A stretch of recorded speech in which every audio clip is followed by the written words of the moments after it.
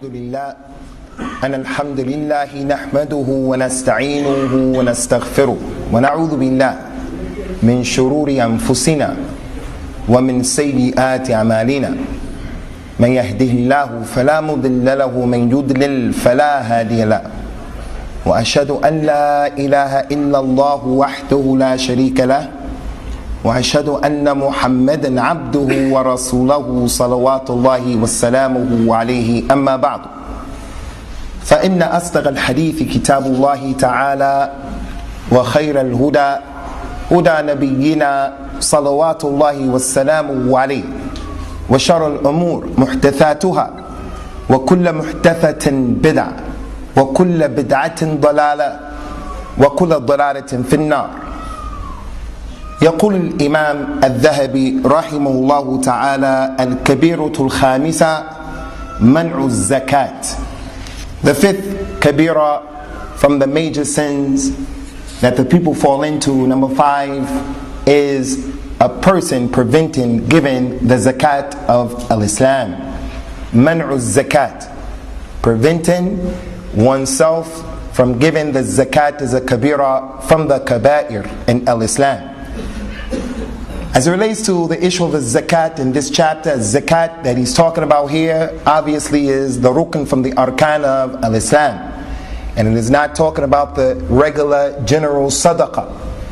Every zakat is sadaqah, but not every sadaqah is zakat. So this chapter is talking about the zakat, which is a rukn from the arkan of al-Islam, the pillar from the pillars of al-Islam. And the zakat, ikhwani, is more important in its daraja than the hajj is. And it's more important than the daraja of fasting. Salat is always mentioned with a zakat in the Quran. A zakat in the language of the Arabs, it means a ziyada wa namu. It means to grow something. So contrary to what many people believe, people who love money, people who love the dunya, they think that when you give money and you pay your zakat and your money leaves you, people believe that their money is decreased. Even though the Prophet told us, sallallahu alaihi wasallam, whether it is the zakat or the sadaqah, ma naqasa malun qat min sadaqah. No one's money was ever depleted or made to be deficient as a result of giving sadaqah. As a result of giving sadaqah or paying the zakat, a person's money is increased. So a zakat to the Arabs in the language, it means an-namu was ziyada, to grow. The Arabs say zaka az-zara, the plants, the crops grew, and they use that word zakat. It also means a purification. In the Quran and the Sunnah, we get that understanding that a zakat means linguistically to purify. Allah subhanahu wa ta'ala described Rasulullah sallallahu alaihi wasallam, and he described and explained some of the functions, some of the responsibilities that the Prophet had sallallahu alaihi wasallam when he came to us. He said about him in the Quran, هو الذي بعث في الأميين رسولا منهم يتلو عليهم آياته ويزكيهم ويعلمهم الكتاب والحكمة وإن كانوا من قبل لفي ضلال مبين. Allah is the one who sent to the unlettered people, those people who couldn't read or write, the ummiyun, they were illiterate.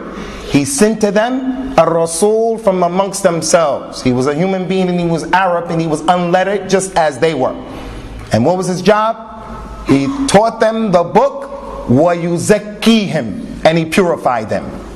So ikhwani, Allah Azza wa Jal used the word that zakat comes from to show that the Prophet ﷺ was a purifier.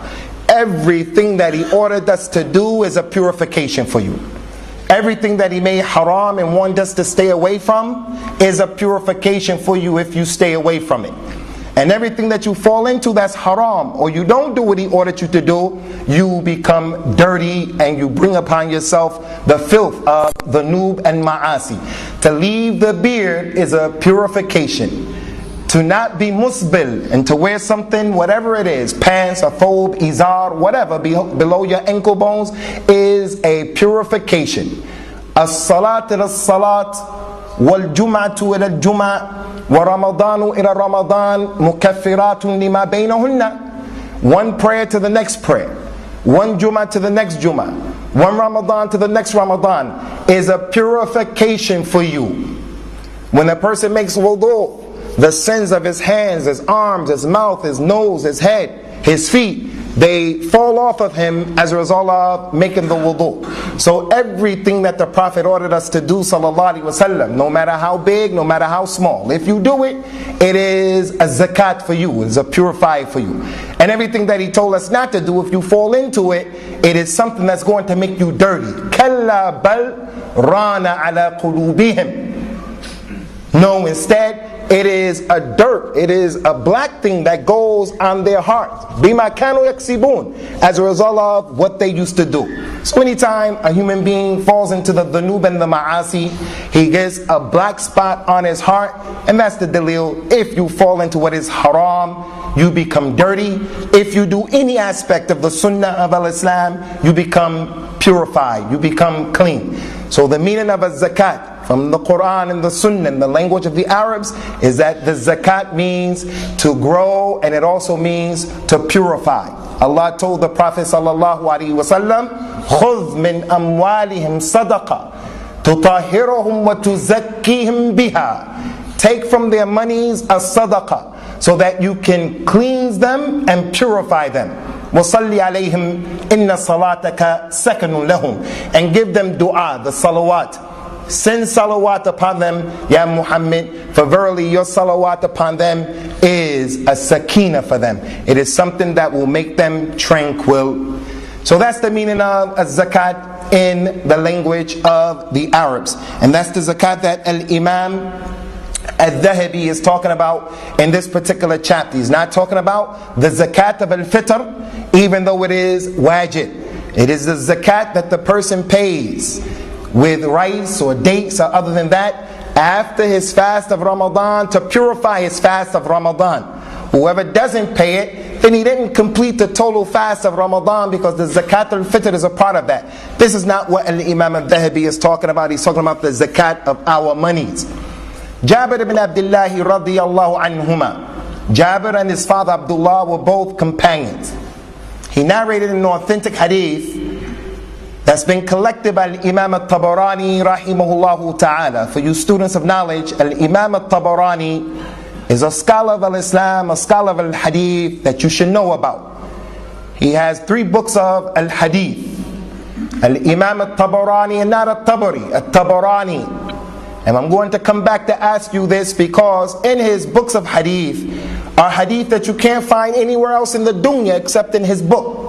So the student of knowledge can't do without the books of Al-Imam al-Tabarani. He has 3 books in Hadith.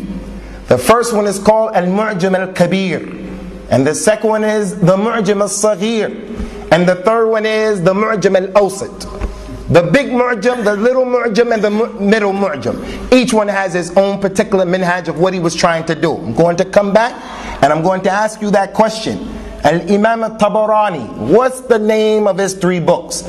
Al-Mu'jam al-Kabir, wal-Saghir, wal-Awsat. The big, the small, and the middle. Jabir ibn Abdullah radiyallahu anhu said that the Prophet ﷺ was approached by a man, and the man said, Ya Rasulullah, ara'ayt in adda ar-rajul zakata malihi, yani madha alayhi. The man came and said, Ya Rasulullah, if a man were to give the money of the zakat, he paid his zakat, what's going to happen? What's the situation? What happens if a man pays the zakat that he is supposed to pay? The Prophet says, sallallahu alaihi wasallam, man adda zakata malihi faqad dhahaba anhu sharruhu. Man adda zakata malihi faqad dhahaba anhu sharruhu. Whoever pays the zakat money that he owes, the paying of that zakat will take away the evil of that money. So all of the money that you have in your pocket, or that you have saved up, or the property that we have, all of it is dirty until a person purifies it. He purifies it as a result of the way he gets it, being thankful when he gets it, thanking Allah Azza wa Jal, and also he has to purify it by giving sadaqah and giving zakat but with that money that he has received. So that hadith of Jabir radiallahu anhu, it also goes to show that a zakat, in the language of the Arabs, it means purification. When you give the zakat of your money, it purifies the money that is left with you. Zakat, ikhwani, is a rukn from the arkan of al-Islam, and it is a bab of knowledge that we have neglected as an ummah. The vast majority of Muslims do not have the slightest idea who pays the zakat. There are people from amongst us who actually think you have to have 10,000 pounds in order to pay or to be responsible for paying the zakat. And a person never pays because he says, I don't have enough money to pay. I'm on public assistance, so I don't have to pay the zakat. But in fact, he has enough money where he should be paying the zakat. We don't study about this issue of a zakat. What should be paid, how it should be paid, when it should be paid, who are the 8 people that it should be paid to. It is a bab of fiqh that, wallahi, the ummah of al-Islam, we have neglected it. Just like the fara'id. In the past, it was common practice for the salaf to teach the little children to memorize the ahkam of the mirath, the inheritance. These are sciences that today, if you call the people to come in order to learn this science, you'll get 3 or 4 people who will attend. And they'll say that knowledge is boring. That knowledge is boring. Even though it is a knowledge with it, the religion and the huquq of the ibad, it is protected. So today, inshallah, what I was going to do originally was to start to combine 2 or 3 of the kaba'ir. But this is a chapter that we want to deal with it exclusively by itself. The bab of not paying the zakat. The Prophet told us in an authentic hadith, sallallahu alayhi wa ala alihi wa sallam, inna li kulli ummatin fitna, wa inna fitnata ummati al-mal. Every ummah has a fitna. And the fitna of my ummah is money. The fitna of my ummah is money. The people of this ummah, they have the deen, that is the truth. But as a result of the fitna of the money, a lot of times, a lot of problems we see taking place in the ummah of al-Islam. Everyone knows that Allah has created us for His worship and His worship alone. And He hasn't created us in order to collect money. If we look in our community, ikhwani, to show you the fitna of the dunya, there are those from amongst us who we have telephones, landlines in our homes. The father has 2 mobile phones, or 3. Some of us have 3 mobile phones. The wife has 2 mobile phones. The child has a mobile phone. And the one who's younger than that has a mobile phone. With all of those mobiles, for an example, the person has to ask himself, are these issues from what I really need in order to get on with my life? It's the fitna of the dunya. The keeping up with what Fulan and Alan purchased, the latest car, the latest model. The regular TV that I have is not enough. I have to get one of the special plasma, big screen TVs. Even though it does not bring me closer to Allah, no, it doesn't give me a better picture in reality. Whatever I watch on a no good TV, I can watch it on the plasma. But that's how it is, the fitna of the dunya. That the Prophet said about it, sallallahu alayhi wa ala alihi wa sallam, inna dunya hulwatu khadira, wa inna Allah mustakhlifakum fiha, fanadhir kayfa ta'malun, wattaqu dunya wattaqu nisa, fa inna awwal fitnati bani Isra'ila kanat fin nisa. Verily the dunya is like a beautiful green pasture. It's like a beautiful green pasture. But in that green pasture, there is defecation here, defecation there. There's a hole over here, a hole over there. It's not really what it appears to be. And verily Allah put you people in this dunya so that He can see how you'll behave. So fear the dunya and fear the nisa. Because the first fitna of Bani Israel was in the women and with the women. So the fact that He connected the women along with the dunya is an ayat for the uqala. A man has a wife who insists, I want the latest model and this, the latest model and that. It's not enough to have 2 pairs of shoes. I have to have 12, 13, 15 pairs of shoes.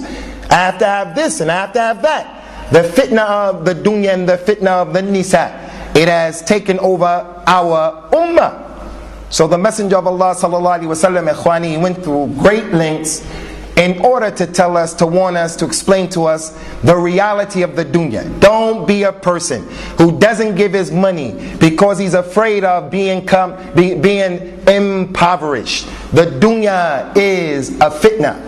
He says sallallahu alaihi wa ala alihi wasallam, a tremendous hadith, given the reality of the dunya and the reality of the people. Man kanat al-akhirah akbar hammihi ja'ala Allahu ghinahu fi qalbihi wa jama'a lahu shamlahu wa atathu ad-dunya wa hiya raghima wa man kanat ad-dunya akbar hammihi ja'ala Allahu al-faqr fi bayna 'aynayhi wa farraqa 'alayhi shamlahu wa lam ya'tihi min ad-dunya illa ma qaddara lahu. Whoever the akhirah is the most important thing to him, he keeps that in his mind. So he prays, he gives zakat, he pays sadaqah, he's patient, he watches what he says, he gets good friends, he tries to come to the masjid, he makes halal halal, haram haram, she wears the hijab, he leaves the lihya, and on and on and on, because the akhirah is the most important thing to him. Whoever this is his case, Allah will put riches in his heart, contentment in his heart. Whatever his situation is, he'll be content. And Allah will bring together for him his affairs. His children will memorize the Quran. He'll have children who are well behaved. He'll have children who excel in their school. He'll have a situation in his family life where people are together. He has a functional relationship with all of the members of his family, with his community. Allah will bring together for him his affairs, and the dunya will come to him despite itself. The dunya, you'll find it coming to him despite the dunya. And whoever made the dunya the most important thing to him, Allah will put his poverty before his very eyes, and Allah will make his affairs scattered and in disarray, and nothing will come to him from the dunya except what has been decreed upon him. So with that being the case, we should make a nice effort in trying to accumulate from the dunya what is there to be accumulated, because the dunya is a fitna. Al-Imam al-Dhahabi rahimahullah ta'ala, he said, in showing that leaving off paying the zakat is a kabira from the kaba'ir, the statement of Allah ta'ala in the Quran, وَوَيْلٌ لِلْمُشْرِكِينَ الَّذِينَ لَا يُؤْتُونَ الزَّكَاةَ وَهُمْ بِالْآخِرَةِ هُمْ كَافِرُونَ. Woe unto the mushrikeen. Ikhwani, some of you have read that wail, whenever Allah uses the word wail in the Quran, wailun lil mutaffifin, wail. You've read that wail is a valley in the hellfire, and in it is molten brass, and in it is this, and in it is that. There's no authentic hadith that would prove that and support that. You can just translate it as being woe unto them. They are in trouble, the mushrikeen. Those people who do not give the zakat and they do not believe in the hereafter. They are kuffar. And then Allah Ta'ala mentioned a description of the ahbar, those monks and priests from the Yahud and the Nasara. And He said, proving the point that leaving off the zakat is a kabira from the kaba'ir, وَالَّذِينَ يَكْنِزُونَ الذَّهَبَ وَالْفِضَّةَ وَلَا يُنْفِقُونَهَا فِي سَبِيلِ اللَّهِ فَبَشِّرْهُمْ بِعَذَابٍ أَلِيمٍ يَوْمَ يُحْمَى عَلَيْهَا فِي نَارِ جَهَنَّمَ فَتُكْوَى بِهَا جِبَاهُهُمْ وَجُنُوبُهُمْ وَظُهُورُهُمْ هَذَا مَا كَنَزْتُمْ فَذُوقُوا مَا كُنْتُمْ تَكْسِبُونَ. Allah Ta'ala is describing the ruhban and the monks and the priests from the Yahud and the Nasara. He said that they are those people who they hoard up their gold and their silver and they don't spend it in the cause of Allah Tabaraka wa Ta'ala. And you should give them the glad tidings of a severe punishment. On the day, Yawmul Qiyamah, they will be branded with what they held behind: their foreheads, their flanks, and their backs. So give them the bushra of a grievous penalty. Even though this ayat was revealed describing the monks from the Jews and the Christians, nonetheless, the benefit of it is that it applies to everyone who falls into that category. So those are the two dalils from the Quran that Al-Imam Al-Dhahabi brought, rahimahullahu ta'ala. Abdullah ibn Mas'ud radiyallahu anhu, ikhwani, he said, when he looked at the Quran, he found that Allah Azza wa Jal many times mentioned the salat and He mentioned the zakat in so many ayat. He would mention the salat and the zakat together, showing the importance of both of them and showing how they both cannot and should not be separated. Like the statement of Allah Ta'ala, وَأَقِيمُوا الصَّلَاةَ وَآتُوا الزَّكَاةَ وَارْكَعُوا مَعَ الرَّاكِعِينَ. Just in Surah Al-Bukhaari, too many ayat. Establish the salat and give the zakat and make ruku', bow down with those who bow down. وَأَقِيمُوا الصَّلَاةَ وَآتُوا الزَّكَاةَ وَأَقْرِضُوا اللَّهَ قَرْضًا حَسَنًا. Make the salat and give the zakat and loan unto Allah a good loan. The Quran mentions the salat and the zakat so many times. فَإِن تَابُوا وَأَقَامُوا الصَّلَاةَ وَآتُوا الزَّكَاةَ فَإِخْوَانُكُمْ فِي الدِّينِ. If those kuffar make tawbah and they become Muslims and they establish the salat and they give the zakat, then they are your brothers in the deen. Abdullah ibn Mas'ud said, radiyallahu ta'ala anhu, لَقَدْ أُمِرْتُمْ بِالصَّلَاةِ وَالزَّكَاةِ فَمَنْ لَمْ يُزَكِّي فَلَا صَلَاةَ لَهُ. You people have been ordered to make the salat and to give the zakat. Whoever doesn't give the salat, the zakat, then in fact he has no salat. So he was of the opinion that if a person prayed but he didn't give the zakat and he wasn't a muzakki, then his salat was rendered null and void.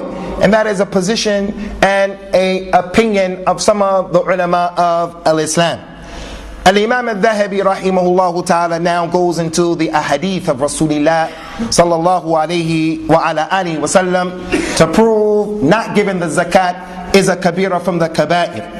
A number of authentic hadith he brought, like the hadith that the Prophet says sallallahu alayhi wa sallam, ما من صاحب إبل ولا بقر ولا غنم لا يؤدي منها زكاتها إلا بطح لها يوم القيامة بقاع قرقر تنتهه بقرونها وتدعو بأخفاقها كل ما نفدت عليه أخراها عادت عليه أولاها حتى يقضى بين الناس في يوم كان مقداره 50,000 سنة ثم يرى سبيله إما إلى الجنة وإما إلى النار وما من صاحب كنز لا يؤدي زكاته إلا مثل له كنزه يوم القيامة شجاع أقرأ. There is not a human being, a Muslim, who he is the possessor of any type of animals, like a camel or a cow or a sheep, and he doesn't give the zakat for his camel or his sheep or his cows. He holds them back and he doesn't pay the zakat with those products, with those animals, except that Yawmul Qiyamah they will be thrown in his face. And they will come Yawmul Qiyamah and they will trample over him with their hooves, and they're going to stick him Yawmul Qiyamah with their horns. Every time one of them goes over him with his horn and his hoof, he's going to go and he'll go back and he'll get in line until he'll continuously be in that situation until Allah Ta'ala judges between the people on that day, which will be like 50,000 years. And the individual who has money, gold, silver, dollars, paper money, pounds, and he doesn't give the zakat, Rasulullah said in the same hadith sallallahu alaihi wasallam, that money will be made to come as a snake that has 2 big lumps on his head or 2 big lumps on his tail, and he has the ability to stand up on his tail and is going to strike him and bite him, and that will be his reward for not giving the zakat. The man will be frightened and terrorized, and he'll ask the snake, who are you? What are you? He's going to say, I'm what you held behind and you didn't give and you didn't pay the zakat on. So those people who don't give the zakat, it is a serious issue in al-Islam. So Al-Imam al-Dhahabi clearly, he made this a kabira from the kaba'ir because of the wasf, because of the description. We mentioned before, you know that a sin is a kabira from the kaba'ir because Allah or His Messenger said it. Or number two, because of the description. Something like this taking place, it wouldn't happen with a small sin or a small crime. Allah Azza wa Jal would not put someone through this type of terror and pain for a small sin or a small crime, and He is al-Latif, and He is al-Rahman, and He Tabarak wa Ta'ala is al-Ghafur. The last way and the third way that we know that something is a kabira from the kaba'ir is if it has a had from the hudud of al-Islam. If you get your hand chopped off, then that thing is a kabira. If you're stoned, then that thing is a kabira. If you're expelled out of the city, then that thing is a kabira. The next point, from the actions of the Salaf, the Quran, the authentic hadith, now the actions of the Salaf. Al-Imam al-Dhahabi was Salafi. He was on the way of the Salaf al-Salih. He understood that what the companions used to do is a hujjah or a proof against us. So he brought the third dalil to show that not giving the zakat is a kabira from the kaba'ir. قال وقد قاتل أبو بكر الصديق رضي الله تعالى عنه مانع الزكاة فقال والله لو منعوني أناق كانوا يودونها إلى رسول الله صلى الله عليه وسلم لقتلتهم على منعها. And Abu Bakr as-Siddiq, the most knowledgeable of this ummah, the best person of this ummah, the best person from the sons and daughters of Adam after all of the Anbiya radiyallahu anhum. Al-Imam al-Dhahabi said he waged war against those people who refrained from giving the zakat. And he said to the companions when they came to him, how are you going to fight these people and they say La ilaha illallah? Abu Bakr said, Wallahi, if those people prevent me from an anaq, one anaq that they used to give Rasulullah, wallahi I'm going to fight them for it. The anaq, ikhwan, is the female camel that has not reached a year. So a man, he has 10,000 camels. He gives Rasulullah sallallahu alaihi wasallam 200 camels from his 10,000 camels. During the khilaf of Abu Bakr, the man gives 200 camels as he used to give Rasulullah sallallahu alaihi wasallam, but he chose to keep one baby camel that should have been given. Abu Bakr said, Wallahi, I'll make jihad on him for that one camel. Even though he gave me 200. If he left back one small camel behind or something insignificant that he should have given, then verily I'm going to fight them. This athar of Abu Bakr radiallahu anhu, ikhwani, should be understood. 2 points. Number one, Abu Bakr radiallahu anhu, as I mentioned already, is and was the best of this ummah after Rasulullah sallallahu alaihi wasallam, and this is one of the proofs of that. And that on this particular day, the day that the people apostated and they left Islam, Abu Bakr was the Jama'at all by himself. There was an ummah of Muslims, companions who were there. But Abu Bakr radiallahu anhu, he was the Jama'at. Abdullah bin Mas'ud radiallahu anhu, he described the Jama'at. What's the Jama'at? This Jama'at, they say that the haqq is with them. This group over here, they say that they're the Jama'at. The people on this madhab say that they're the Jama'at. That masjid over there, they say that they're the Jama'at. Who's the Jama'at? Abdullah bin Mas'ud, he said, Al-Jama'at hiya al-haq wa in kunta wahdik. The Jama'at is the truth, even if you were by yourself upon the truth. So Abu Bakr radiallahu anhu was the Jama'at on this day, when the people left the religion of al-Islam and they apostated, because all of the companions were against the fact that he waged war and declared war against the people who didn't give the zakat, until he was able to convince them with the proofs that the haqq is with them. And then after that, Umar radiallahu anhu and other than them, they got with the program of Abu Bakr radiallahu anhu. The second thing about Abu Bakr that is just as important that we want to bring your attention to from this athar and this incident. Abu Bakr was well known for his tenacity in holding on to the Sunnah. He was tenacious. He would not move an inch to the right or the left unless he had a dalil that would allow him to do so. And once he knew what the sunnah was, he didn't care what people thought about him. And he didn't care how many people were against him. Obviously, he has hikmah and he has knowledge. He's not going to be reckless and destroy things. But Abu Bakr radiallahu anhu was a man of the sunnah, and he was upon the sunnah. In this case, he showed all of the companions what the Prophet did sallallahu alaihi wasallam is the haqq, and that's what I'm going to do. When he was going to send the army of Usamah radiallahu anhu, everyone gave him advice because he used to take the advice of the people. What do you think we should do? What do you think we should do? What do you think we should do? Everyone said, don't send the army. We need the army to protect Medina. If the army leaves, we're going to be weak.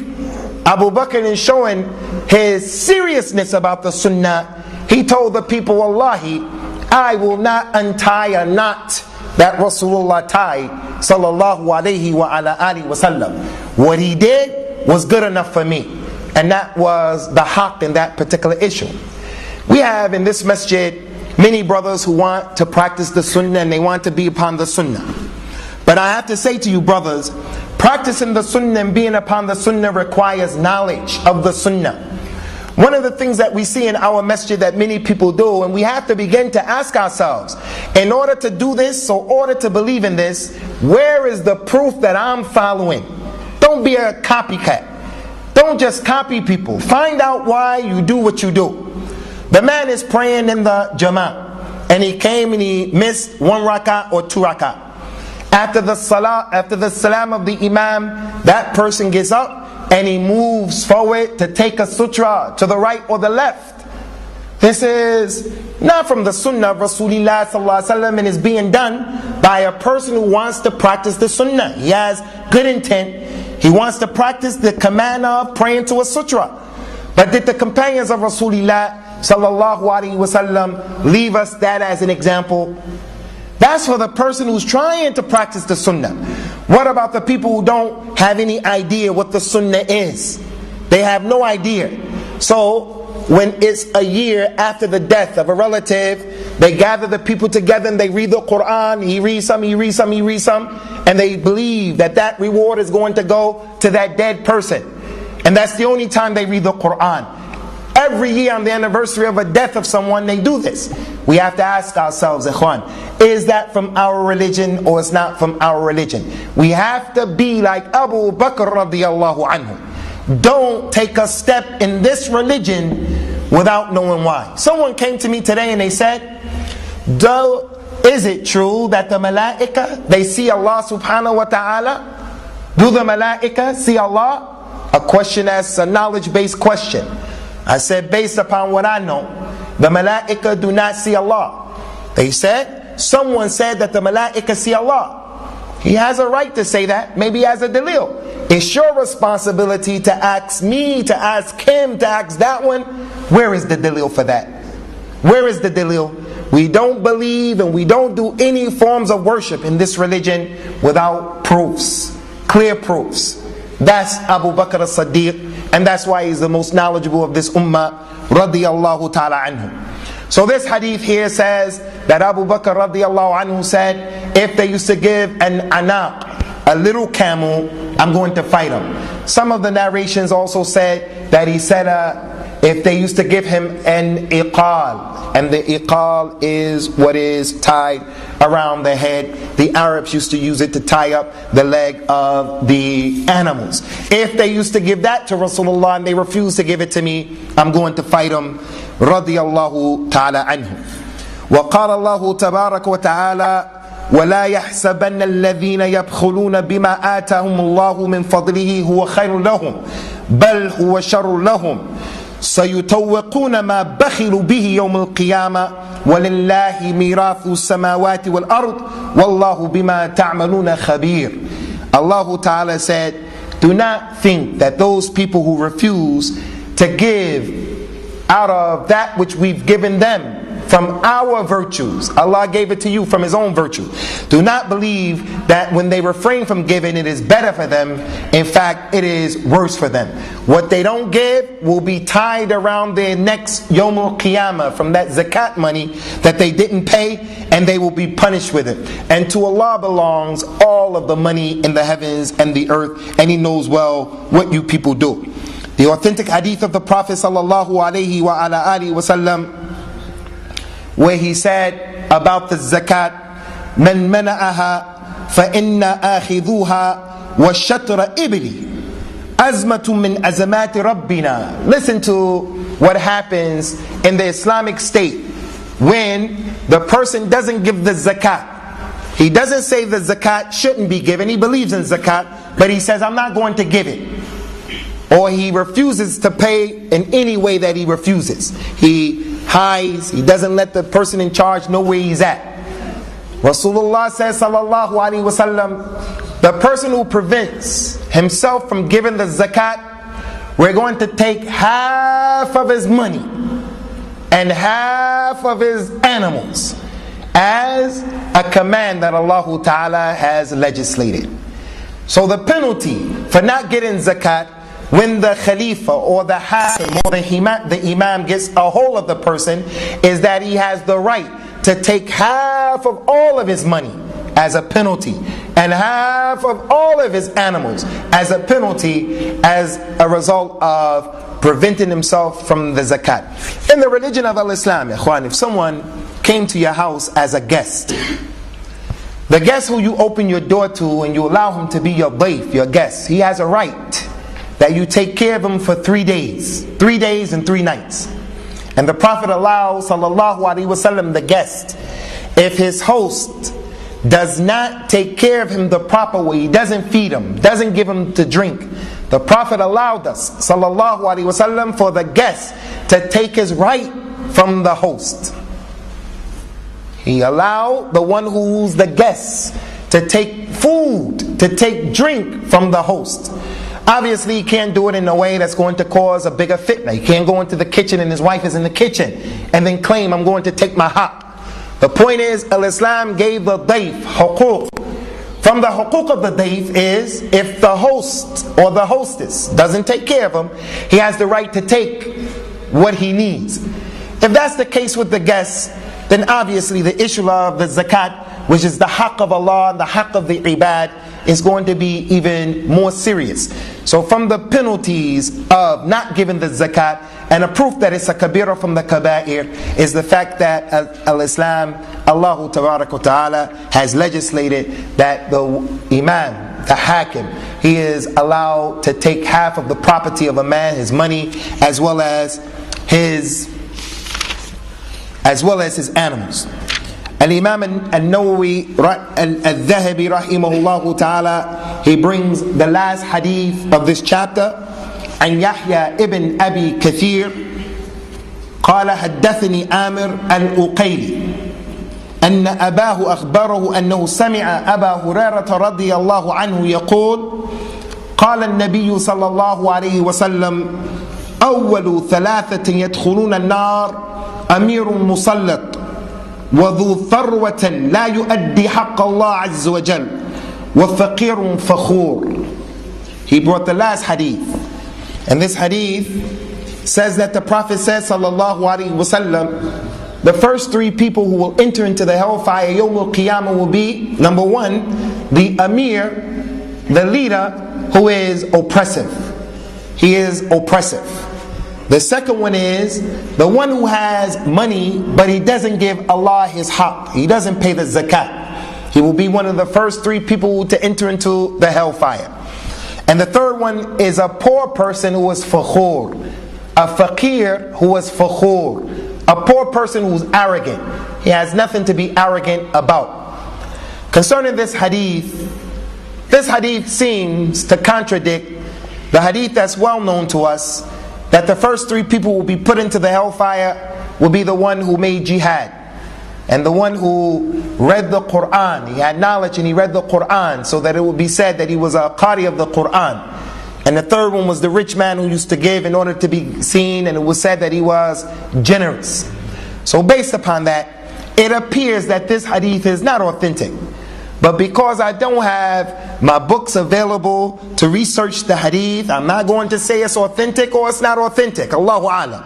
Since Al-Imam al-Dhahabi brought it last in the chapter, more than likely it seems to be not authentic. In addition to that, he said that Al-Imam Ibn Abi Yahya, that he himself narrated it alone. It appears that it's not authentic. But I'm not going to say it's authentic, nor am I going to say that it is not authentic. Allahu Alam. It seems to go against what is authentic, and we don't have the ability to judge that because of the circumstances. He brought lastly the athar of Abdullah ibn Umar radiyallahu anhu, that's similar to the statement of Abdullah ibn Mas'ud. Allah has ordered you people to make the salah and to give the zakat. Whoever doesn't give the zakat, he has no salat. That is a valid position concerning the ulama of al-Islam. That's the chapter of zakat, and the next chapter is the chapter of taking care and being diligent to look out for our parents. Those people who have given us life, bi-idhnillah wa bi-fadlihi. Before getting into that chapter, because it's one of the longest chapters of the book, Kitab al-Kaba'ir, as it relates to our monies, ikhwani, the money that we have is a trust that Allah Ta'ala has given us. No one is going to die without him collecting all of the money that was written for him. So the young man who wants to get married, but he has financial difficulties, no place to live or to put his wife, he has to be patient. The one who is miskin or faqir cannot and should not look at people and wish that he had money like that, because if he had money like that, his life is going to be better. And of course, the Muslim should never ever allow himself to play the lottery and to dream, if I hit the lottery 14 million pounds, it's going to be all over. 14 million pounds, I'll be the happiest person in the world. Money is a fitna, and Allah knows who to give money to and who not to give money to. You'll be surprised as it relates to the hadith. Every ummah has a fitna, and the fitna of my ummah is money. You'll be surprised at what some Muslims do for money. From what we've come to know from the Muslims is the Imam in America who went to the Gulf states and came back with $5 million, almost 20 million riyals, money to build a masjid. But the fitna of this ummah is money to build a masjid. 5 million pounds. Use that money to buy cocaine and started selling cocaine. The Muslim collects the money from the Muslims, the Zakat al-Fitr, and he's in charge of the Zakat al-Fitr at the door on the day, the last day of Ramadan, the first day of Shawwal. The people will come on the day of Eid, rushing, giving him the money. He's taking the people's money, £5, everyone, £5, on and on and on. And he only gives the people back half of that money. In the masajids of the Muslims, people break in and they go into the money boxes and steal the money. They steal the money from the money box in the masjid, because the money is a fitna for the people in general, except the one who has taqwa and the one who realizes money is not the goal and the objective, but instead it is a vehicle, whether you have a lot of it or a little. The Prophet said about it, sallallahu alaihi wasallam, لا تستبطئوا الرزق فوالله إنه لن تموت نفس حتى تأخذ حقها مما كتب لها فأجملوا في الطلب. Do not be in haste. Do not try to gather money and just you're rushing trying to gather money. You're in a panic and you're doing everything by hook or crook just to gather money, working 2-3 jobs. You're just trying to get the money. Don't do that. I swear by Allah, no soul will die until it has accumulated all of the money that has been written for it. So make a good attempt in bringing the money together. Make a good effort in trying to get the money that you do get, because you're going to be asked about it. How did you spend it? What did you do with it? And it'll come and it'll be an argument against you. So ikhwani, during the course of this year, inshallah, especially as Ramadan gets close, inshallah, the zakat is a bab from the abwab of knowledge in al-Islam that we should take some time out to learn. We don't have to get deep into it, nor do we have to deal with the issues that don't concern us, like if I had 2,000 camels, how much do I give in zakat? We don't have any camels, so we don't have to deal with that issue. But in terms of the gold of our wives, in terms of our property, in terms of our businesses, in terms of how much money we have, in terms of who has what and who should pay, these are issues that every Muslim should concern himself with. And he shouldn't look at it as business as usual. I've never paid zakat, I'm not from the rich people, and I'm not going to give zakat. Zakat is an obligation, and it is a major obligation, more important than Ramadan, more important than Hajj. It's been connected with the Salat, which is the most important rukn from the Arkan al-Amaliyah, the Arkan or the Rukn, the pillars of actions. Ta'isa abdul dinar wa abdul dirham wa abdul khamis. In u'tiya radiya, when lam yu'ta sakhita. They will be destroyed. The one who is a slave of the dinar, the one who is the slave of the dirham, the one who is the slave of his clothes. He's a slave of his clothes. He has the nicest clothes.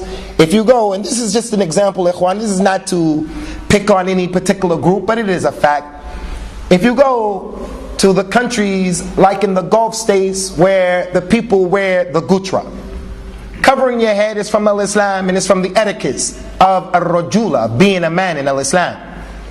But when did the Muslims ever become preoccupied to the point where the Muslim is always looking in the mirror, fixing his gutra all the time? Whoever wears a gutra, wherever he is, nothing wrong with wearing a gutra.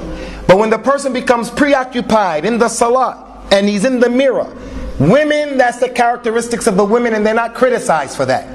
They should try to look beautiful and smell beautiful. But the Prophet said about the men, sallallahu alaihi wasallam, al-badadatu min al-iman. Al-badada min al-iman.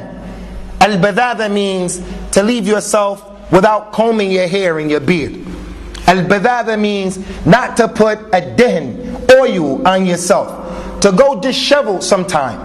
Anas ibn Malik radiyallahu anhu said about the Prophet sallallahu alaihi wasallam, kana yamshi hafiyan ahyanan. Rasulullah sallallahu alaihi wasallam used to walk barefooted sometimes. If something fell on the ground that he was eating, he would pick it up and wipe it off, and he would eat it. With a personality like that, when it was time for jihad, when it was time to order with the ma'ruf, to stop the munkar, when it was time to make a serious effort to prove or to protect himself, his family, the deen, he was ready. And those who were with him were ready. But when the foe became the most important thing to the Muslim man, he can't sit down in his chair until he gets a napkin and he wipes the chair off. He can't do anything. He can't do anything except he has to look slim and trim and fit. This is permissible to stay in shape, but not to go overboard. Not to go overboard. The one who is an abd of his clothes, he has been lost. The Prophet said if he is giving, he becomes happy. If he's giving money, he's happy. If he's not giving money, he becomes upset. So the dinar and the dollar and the dirham should not be the most important thing to the Muslim. And the Muslim realizes that the most important thing is the ibadah of Allah Azza wa Jal, and all of these issues are wasail. So those of us who have money, but our money has not reached the level of giving the zakat, still you should give sadaqah from what you do have. The sadaqah that you do have will cause more money to be given to you. Everyone knows that Bilal ibn Rabah radiyallahu anhu was from the poorest of the Muslims, and yet the Prophet used to tell him sallallahu alaihi wasallam, Ya Bilal, anfiq yunfiq alik. Hey Bilal, give money and money will be given back to you. If you give what you have, Allah tabarak wa ta'ala will increase your money, even if you don't have that much. So we're going to stop on this particular chapter here. Guys, if you brothers have any questions, inshallah, concerning today's man'u zakat, any comments, you can put them forth now. Now, al-min shay? Alaikum salam. Do we have to give zakat on our cars? As you mentioned the camels, so I thought, expensive cars, we have to give zakat on? You don't have to give zakat on your cars. A car, you can't make the qiyas of a car with a camel. You can't make qiyas of a car with a camel because there is a nas or a text that the Prophet ﷺ told the people, if you have these many camels, you have to give this many camels in zakat. This many cows, you have to give these many cows in zakat. These many sheep, you have to give these many sheep in zakat. And you can't make qiyas or analogy because it's a riding beast with the car. Because they didn't use that just as riding beasts. Maybe the camels were just for his property, it was his money. He didn't ride them. He had a horse, for an example. So you don't have to give zakat for your car. Any questions, إخواني؟ نعم تفضل مظهر. السلام. Is there any more ajr in giving your zakat during Ramadan or not? Naam. Some people believe, Ikhwani, that Ramadan is the only time. From the conditions of the zakat is that you have to have enough money, and also a year has to go around and that same money is with you. Many people believe that Ramadan is the only time that you can give the zakat, at the end of Ramadan or during the month of Ramadan, and that's not the case. That is not the case. The person can give zakat after he had his money for a year, no matter what month that it fell in. But it was from the practice of the Salaf that because Ramadan is one of those months that has a lot of mercy and a lot of ajr in it, that the people gave their zakat in this month, but it's not a condition to do so. How much do you have to give new money? Say if you got £100, how much? The person who has to give the zakat has to give 2.5% of his monies. He has to pay 2.5% of his money that stayed with him for a year. 2.5% of his money that stayed with him for a year. As we mentioned in the Dars Ikhwani, the issue of the zakat is an issue that doing the answers and the questions is not where you get appreciation and an understanding of the chapter or the bab of the zakat.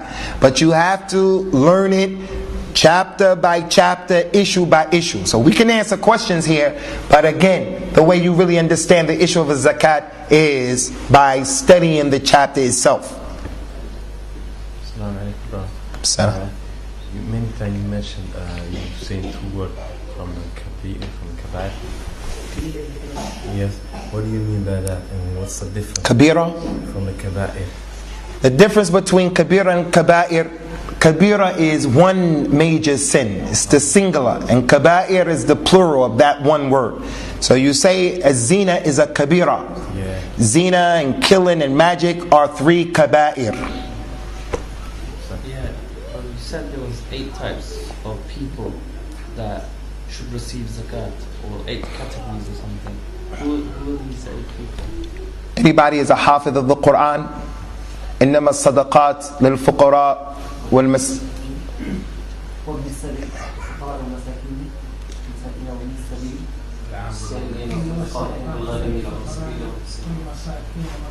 Surah At-Tawbah, Allah Azza wa Jal mentioned the 8 asnaf who take the zakat.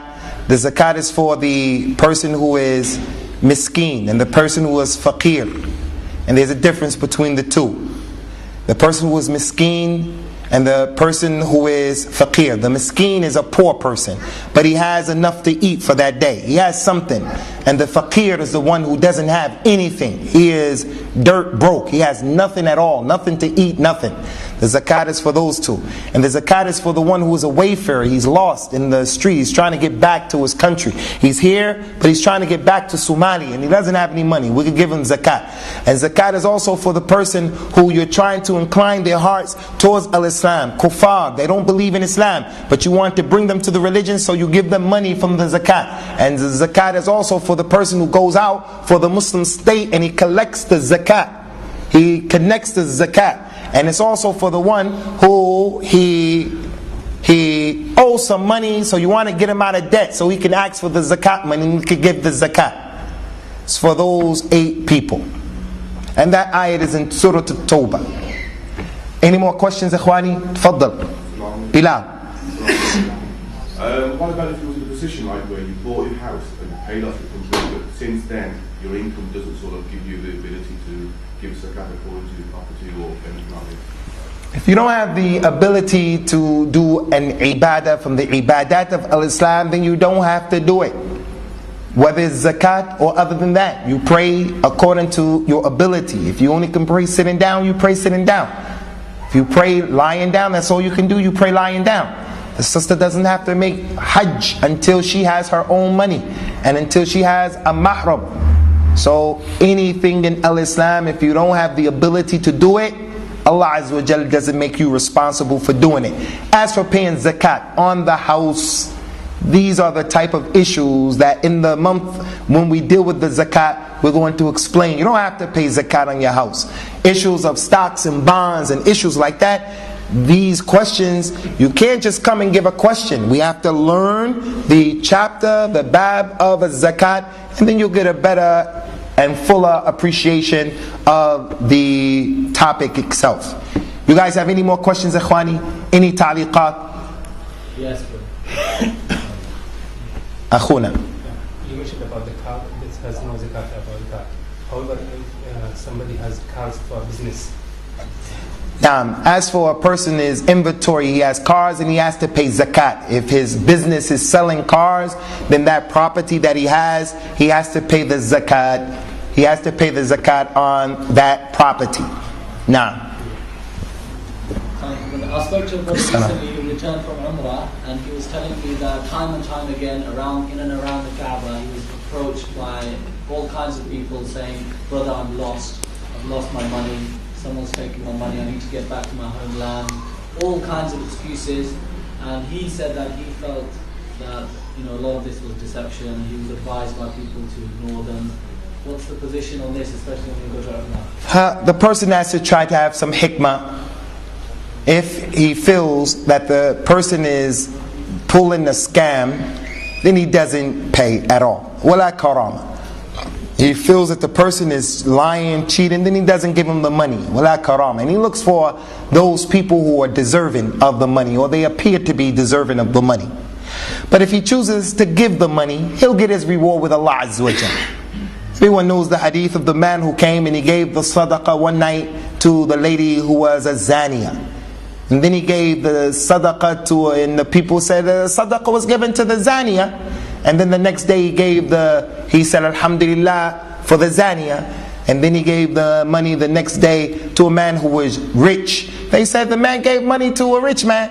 He said alhamdulillah for the rich man. And then the third day he gave money to a person who was a thief. And then they said the money was given to a thief. He said alhamdulillah for the thief. As for the zaniya, I hope that she takes the money and she stops making zina. As for the rich man, I hope he takes that money and realizes that he has to give zakat, sadaqah from his money.